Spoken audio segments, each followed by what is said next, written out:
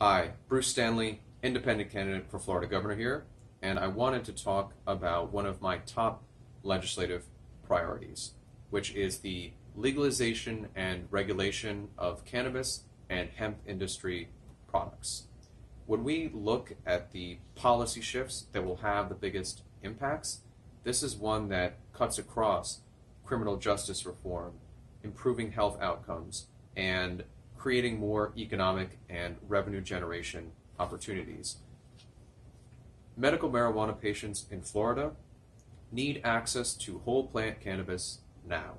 Florida voters have voted for safe, legal access to whole flower cannabis for ingestion by juicing for stomach cancer and in smokable form for ALS, which are two methods of ingestion that are prescribed by doctors for patients with certain debilitating conditions listed in Amendment 2, which passed in 2016 by an overwhelming 71.3%.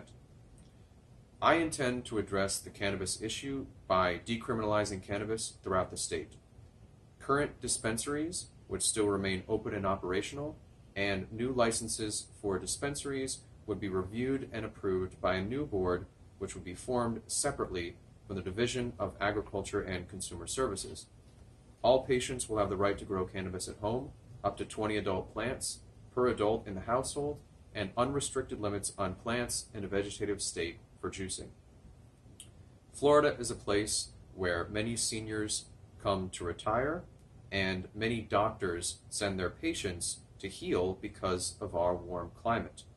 There are enough patients here to allow both home grows and dispensaries to prosper, as many patients would not want to grow their own medicine.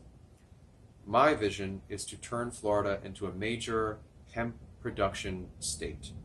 There is a gentleman out west who has proposed giving homeless U.S. veterans and veterans with PTSD jobs on hemp farms with modest housing included, helping to solve the homeless veteran issue.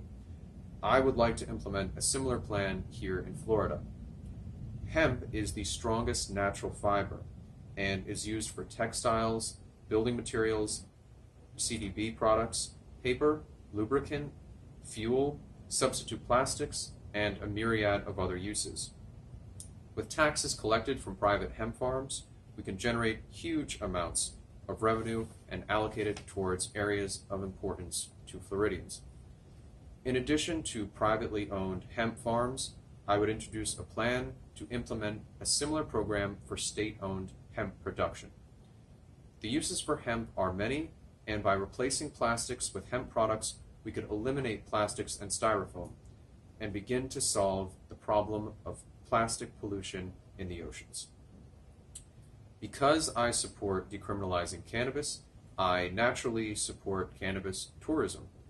Similar to Amsterdam, we could allow for limited and regulated cannabis coffee shops, where adults would be allowed to consume cannabis on premise, similar to breweries that are popular among alcohol consumers. These coffee shops would become popular to cannabis consumers and tourists, funding a new source of tax revenue for the state. Now, I believe in sensible regulations, such as it would still be illegal to smoke cannabis in the same places it is illegal to smoke cigarettes, but not a crime punishable by law. It would simply be a non-criminal violation punishable by a small fine. It would be enforced the same way cigarette smoking is enforced. Vaping cannabis would be allowed in the same areas that vaping tobacco is allowed, and consumption of cannabis oils and edibles would be allowed anywhere by patients, consumers, and tourists. Driving under the influence of cannabis would be addressed on a case-by-case scenario in court, as patients and consumers have different tolerances to this plant and medicine. If an officer suspects that a person is slightly impaired by cannabis alone, they will be given a notice to appear in court. If for some reason the officer deems that the consumer is impaired past the ability to drive, a series of roadside dexterity tests will be issued. If the consumer or patient cannot pass these dexterity tests, their car will be towed and impounded, and an appropriate fee will be assessed, similar to the way DUIs are currently handled.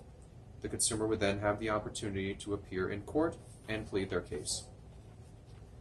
The limits to how much dried cannabis flower one could possess in the state of Florida, not including live plants in the home mentioned earlier, could be as follows: up to 1 pound per person of dried flower per household, which must be kept in an area that is secure, locked, and not accessible to children. On the person in public, up to 1 ounce of dried flower per adult. Any person found exceeding these limits will be subject to a misdemeanor crime. It would be illegal for patients and consumers to sell cannabis to each other for profit, as this would undermine the dispensary system, punishable by a misdemeanor crime. So again, this is one of my top legislative priorities. With a year-round growing season, I believe Florida has a unique opportunity to develop a brand new homegrown industry and emulate the best parts of other legalization efforts that have been implemented elsewhere. So that is my vision, and I look forward to your support in November so we can help turn it into a reality. Thank you.